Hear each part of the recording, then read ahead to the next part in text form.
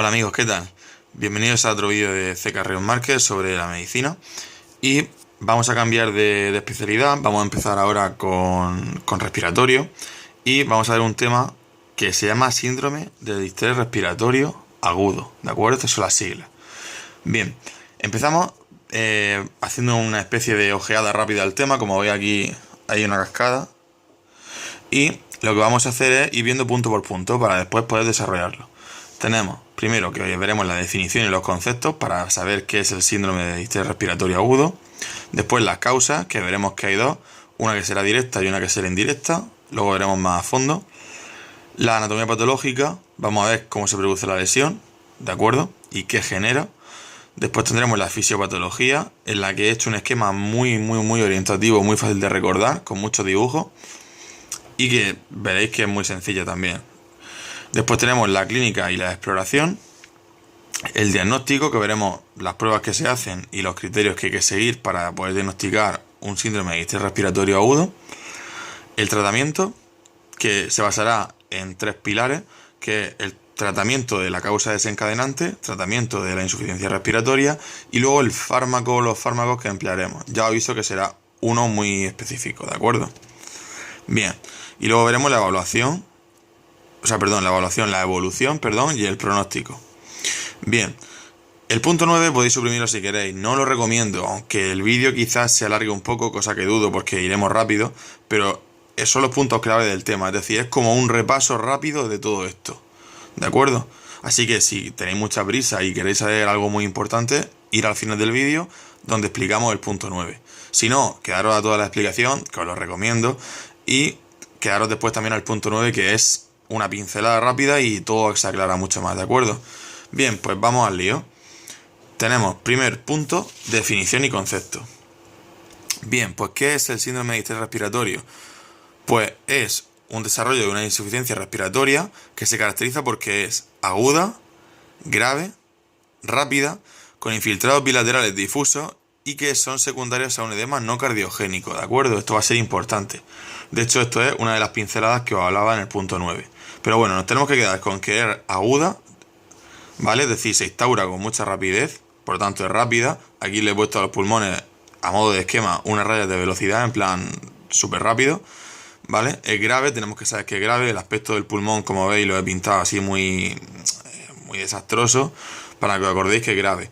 También, estas manchitas que he pintado aquí, tenéis que saber que son infiltrados, es decir, infiltrados que van a ser bilaterales, están en los dos pulmones, y difusos, como veis, se extienden. Bien, y tenemos que saber ya como último y como paso muy importante que hay un edema, pero que no va a ser cardiogénico, es decir, no tiene relación con el corazón. Bien, si queréis saber alguna regla así para que os acordéis, ¿cómo está el pulmón? Está feo, ¿verdad? Está grave, feo, lo hemos dicho, tiene infiltrados bilaterales, parece que está agrie, que se parece a agrio, ¿vale? La palabra. Bien, así, a bote pronto de repaso, desarrollo de una insuficiencia respiratoria aguda, que va a ser grave, que va a ser rápida, con infiltrados bilaterales que son difusos y edema, ¿vale? ¿De acuerdo? Aquí lo he pintado así un poco inflamado el pulmón para que lo acordéis también. Bien, tenemos que saber que es un síndrome, ¿vale? Como su nombre indica, síndrome de distrés respiratorio agudo. Y por lo tanto va a compartir síntomas y signos con otras posibles enfermedades, ¿de acuerdo? Puesto que es un síndrome. Bien, ¿qué tenemos después? Como punto 2, las causas. Pues las causas van a ser, os he dicho antes que había dos tipos de causas, una directa y una indirecta, ¿de acuerdo? Bien, pues la más frecuente va a ser la sepsis, es decir, la infección. Y esa va a ser por una causa indirecta, es decir, por un traumatismo, o sea, por un ejemplo, se presenta mucho en politraumatizados, por transfusiones múltiples, en la unidad de quemados se puede ver mucho también esto. Luego tenemos también que por drogas y por circulación extracorpórea. Acordaros siempre que esto es punto clave del punto 9, que la causa más frecuente es la sepsis. Bien, después como menos frecuente tendríamos la neumonía y la broncoaspiración, que serían ya por lesión directa. Y hay una cosa que hay que recordar. Hay que recordar siempre que puede pasar tanto en adultos como en gente joven, como en ancianos, ¿de acuerdo? Sobre todo si se han sometido a un posoperatorio, es decir, en ese periodo de posoperatorio puede producirse este síndrome, ¿de acuerdo? Bien, una cosa a destacar, la operación que se le haya hecho a este hombre no tiene por qué haber sido necesariamente de causa pulmonar ni nada de eso. Es decir, cualquier operación puede provocar un síndrome de distrés respiratorio, ¿de acuerdo? Bien, eso es importante. Ahora en cuanto a la anatomía patológica. La anatomía patológica, ¿qué tenemos que saber? Pues que ocurre una serie de evolución a lo largo de todo el proceso y es primero la enfermedad causal o una causa desencadenante que va a provocar una lesión, ¿vale? ¿De acuerdo? De la membrana alveolo-capilar. ¿Qué va a ocurrir? Que como se lesiona la membrana alveolo-capilar, aumenta la permeabilidad de esos capilares, produciéndose así que un edema en los alveolos, que va a provocar una respuesta inflamatoria. Esa respuesta inflamatoria y ese edema van a crear membranas. Una membrana que se llama membrana hialina. De hecho, esta enfermedad se le llama, se le llama síndrome de la membrana hialina también. ¿De acuerdo? Bien, pues todo esto, hasta aquí, va a ser la fase exudativa. Y luego tenemos que, una vez que se ha hecho la membrana hialina, ¿de acuerdo? Pasamos a un intento de reparación por parte del pulmón, que intentará rechazar todo eso y arreglarse en la medida de lo posible. Llamaremos a eso fase proliferativa. Proliferan las células, prolifera todo el sistema de reparación. Y luego tenemos que hay una fase que es la última, que es la fase fibrótica. Una fase fibrótica en la que se va a producir una fibrosis pulmonar. ¿De acuerdo? Perfecto. Bien, pasamos a la fisiopatología de la insuficiencia respiratoria en el síndrome de distrés respiratorio agudo. Como he comentado antes, sigue una serie de pasos y además tengo un esquema preparado para enseñarlo. Primero vamos a leer esto y después pasamos al esquema. Bien, se parece mucho a lo que hemos visto antes, simplemente lo que hace es darle unas pinceladas y ampliarlo un poco más. Así que bueno, empezaríamos con el edema alveolar y la ocupación. Hay una alteración del surfactante, ¿vale? Que hay en el alveolo y se va a producir una alteración de la ventilación-perfusión. ¿Por qué? Porque se produce un shunt. Bien, luego veremos en el esquema lo que es un shunt. ¿Qué más? Hay una insuficiencia respiratoria grave y refractaria a oxigenoterapia. Es decir, como hay un shunt, podemos ponerle todo el oxígeno que queramos, que el individuo o el paciente no va a ser muy receptivo a esa oxigenoterapia. Es decir, no va a funcionarle bien. ¿De acuerdo? Precisamente por el shunt. Bien, ¿qué tenemos después? Que se va a producir un edema alveolar y ese edema, como todo el pulmón y el alveolo se edematiza, va a provocar una rigidez a nivel del pulmón. Esa rigidez hará que cueste más trabajo respirar, por lo tanto aumentará el trabajo respiratorio. Es decir, el individuo no puede respirar con tanta facilidad, lo que le lleva a un mayor tiraje de todos los músculos, incluso músculos que no se empleaban normalmente en la respiración, ahora se emplearían, ¿de acuerdo? Y aparece lo que se llama fatiga muscular. Los músculos que son, os los pongo en el esquema, no os preocupéis. Y después todo esto desencadenaría una hipercapnia, es decir, un aumento del CO2 y una acidosis respiratoria. Bien, seguimos con el esquema, ¿de acuerdo? Bien. Aquí he pintado así, a modo de esquema, un alveolo, ¿de acuerdo? Con su capilar pasando, así se produce siempre el intercambio, ¿de acuerdo? Pasa el CO2 del capilar al alveolo, ¿de acuerdo? Y del alveolo baja el oxígeno hacia el capilar. Así sería el intercambio gaseoso. Bien, eso sería en condiciones normales, como aquí indico. En condiciones patológicas, como está pasando ahora, no va a pasar eso. Hay un shunt, que significa que en el alveolo, ¿de acuerdo? La parte que debería contactar con el capilar no contacta. Si veis, lo he separado con flechas para que veáis que se separa. Esa separación impide un correcto intercambio gaseoso, ¿de acuerdo? Y como impide ese correcto intercambio gaseoso, por mucho que nosotros pongamos oxígeno, ¿de acuerdo?, que está llegando por aquí, nunca se va a producir bien el intercambio y por lo tanto esa oxigenoterapia no será efectiva. Decimos que el paciente es refractario a la oxigenoterapia. Además, hemos dicho que se alteraba el surfactante, por lo tanto el alveolo tiende a encogerse. Perfecto.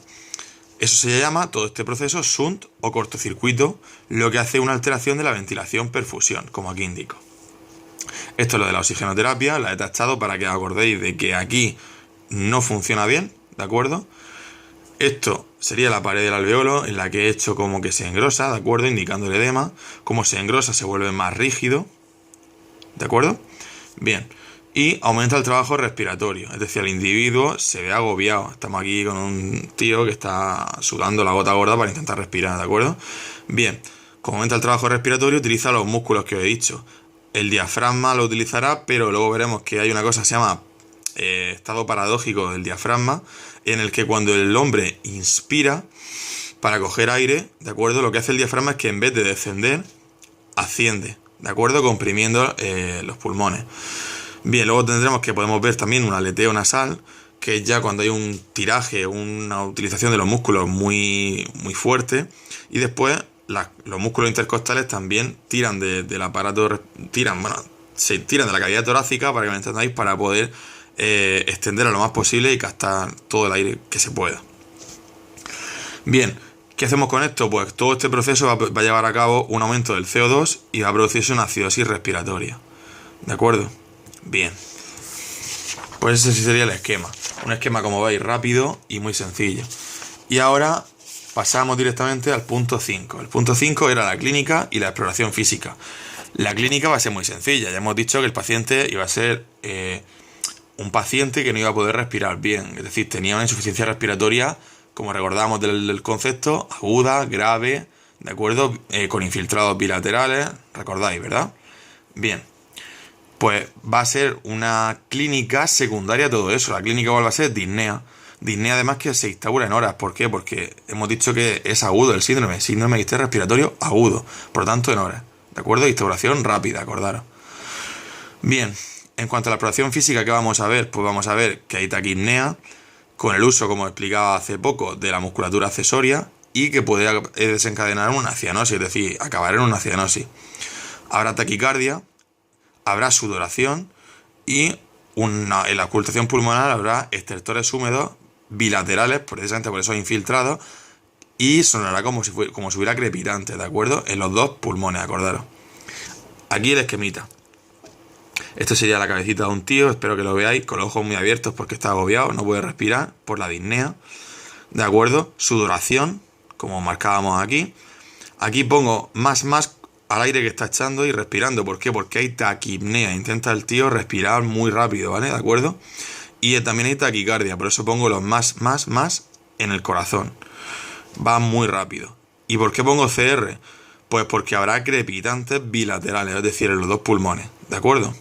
Muy bien. Seguimos. En cuanto al diagnóstico, aquí hay que extenderse un poco más, pero no os preocupéis porque vamos rápido y estamos acabando. Ya vamos casi por la mitad del tema, como veis, súper rápido. Y lo distinguíamos en pruebas, ¿de acuerdo? Y criterios que tenemos que seguir. Aparece aquí abajo. Bien, en cuanto a las pruebas, pues la primera prueba que se haría sería la gasometría arterial, ¿de acuerdo? En la que tenemos que medir la presión de oxígeno y distinguir si hay hipoxemia de tono leve, que sería menos de 80, de tono grave, que sería menos de 60, y que además no responde con la oxigenoterapia, acordaros. Eso es un dato muy importante. Después tenemos la presión de CO2, pudiendo haber una hipocapnia. ¿Por qué? Porque el hombre está hiperventilando. Y luego una hipercapnia. ¿Por qué? Porque se ha producido una alteración de la ventilación-perfusión y se queda retenido el dióxido de carbono. ¿De acuerdo? Por lo tanto asciende hipercapnia. El pH sería el siguiente que hay que medir. Y tenemos inicialmente una alcalosis respiratoria, ¿de acuerdo? Que acaba en una acidosis que empieza por ser respiratoria, por la hipercapnia que hay, pero puede hacerse metabólica, ¿de acuerdo? Bien, sobre todo por la hipoxia tisular. De acuerdo, la siguiente prueba que hay que pedir es un gradiente alveolar y siempre tendremos que ver que va a estar elevado, más de 20, ¿de acuerdo? Acordaros. Bien, después tenemos el cociente, recordadlo muy bien porque estas cifras van a ser importantes y se considera normal entre 500 y 300 y en el síndrome de distrés respiratorio menos de 200. Entre ellos, entre 300 y 200, va a haber una hipoxemia, ¿de acuerdo? Así que acordaros, lo marco con un circulito, que en el síndrome de distrés respiratorio comienza a considerarse como tal cuando es menos de 200 este cociente. Bien, en cuanto a la radiografía de tórax, va a ser muy llamativa. Como decíamos antes en la definición, va a haber infiltrados alveolares bilaterales y difusos, muy característicos. El pulmón puede aparecer blanco ya en estadios muy avanzados. Y lo que llama la atención es que no hay cardiomegalia. Acordaros porque, como decíamos antes, se producía un edema, y he dicho que era punto clave, muy importante, no cardiogénico. ¿De acuerdo? No tiene relación con el corazón, por lo tanto no va a haber cardiomegalia. En cuanto a los criterios, pues tenemos que saber que los criterios van a ser la presencia de la patología desencadenante, síntomas y signos de insuficiencia respiratoria aguda, Una hipoxemia grave, con el índice que decíamos menor o igual de 200, los infiltrados bilaterales, que he dicho que eran característicos y además difusos, y el edema no cardiogénico. Sabiendo de estos criterios, es muy fácil, entre comillas, diagnosticar esta enfermedad. Sin embargo, hay que hacer un diagnóstico diferencial con causa de edema cardiogénico, ¿de acuerdo? ¿Por qué? Porque hay veces que el individuo tiene esta patología y sin embargo tiene cardiomegalia por cualquier otra causa. Entonces es difícil situarlo como un síndrome de distrés respiratorio agudo o no. No obstante, siguiendo esta serie de pasos suele ser fácil. En cuanto al tratamiento, pues ¿cuál va a ser? Ya lo decíamos antes, es casi repetir el mismo punto. Tratamiento de la causa. Primero tratamos la causa que lo ha desencadenado para que no siga ejerciendo su acción. Después ponemos oxigenoterapia. Ya sé que hemos dicho que no funcionaba, pero se pone a flujo alto, ¿de acuerdo? Para intentar que entre oxígeno como sea. Después se intentan técnicas de ventilación mecánica no invasiva, ¿de acuerdo? Pero suelen ser poco eficaces. Así que se suele pasar a invasiva, que es más eficaz. Y en cuanto a los fármacos, como he dicho antes, también anunciaba que iba a ser uno muy importante. Los fármacos van a ser sobre todo corticoides, pero el que se suele poner es la metilprednisona. Bien, ya estamos acabando y nos queda la evolución y el pronóstico. En cuanto a la evolución y el pronóstico, aquí he puesto una cruz de malo, una V de bien, de bueno, y una R de regular. Bien, la cruz, o sea, es malo. Un pronóstico malo, ¿cuál sería? Pues que aumenta mucho la mortalidad. Aún incluso con tratamiento, el 40% de los pacientes puede morir, ¿de acuerdo? Una recuperación buena, pues sería una recuperación completa. Y una recuperación, podríamos decir, aceptable, regular, pues es que el paciente desarrolle una fibrosis pulmonar, ¿de acuerdo? Secundaria. Recordaros que formaban membranas, luego se producía un intento de reparación en la fase proliferativa y luego una fase de ¿cómo decirlo? De fibrosis, sí, de fibrosis, en la que el pulmón se fibrosaba. Bien, los puntos clave, ¿por qué los pongo en naranja? Porque son un repaso rápido y podéis, ver que son prácticamente lo que hemos ido viendo en cada punto, lo más importante. Primero, recordad que la causa más frecuente era la sepsis, ¿de acuerdo? Que es un edema que no es cardiogénico, ¿de acuerdo? Que se considera insuficiencia respiratoria grave cuando este cociente es menor de 200 y ya se considera un síndrome de distrés respiratorio agudo. Además no mejora con oxigenoterapia. ¿Por qué? Porque recordad que hay un shunt, que no hay una comunicación buena entre el alveolo y el capilar. Y luego que en su fase inicial se va a producir un daño alveolar agudo, es decir, en la fase de menos de 300, que es la fase que se considera hipoxemia todavía. Y luego que en la radiografía de tórax aparecen los infiltrados bilaterales difusos y si se agrava puede verse el pulmón blanco. ¿De acuerdo? Bien, pues este ha sido el tema. Aquí os dejo una vista rápida de todo el esquema del esqueleto del tema, vamos, para que lo veáis, por si queréis repasar algún punto que sepáis dónde ir. Y bueno, espero que os haya gustado. Aprovecho para decir que si os gusta os suscribáis, que le deis a like, que lo compartáis si tenéis Facebook, Twitter, lo que sea, porque si os sirve a vosotros puede servirle a cualquier persona. Yo creo que es muy sencillo el tema. Además, no hace falta que sea de medicina, porque esto está hecho explicado fácil, para que todo el mundo pueda entenderlo, ¿de acuerdo? Así que comparte, ayuda a los demás y nos vemos en otro vídeo, ¿de acuerdo? Mucho ánimo y a seguir estudiando. Hasta luego.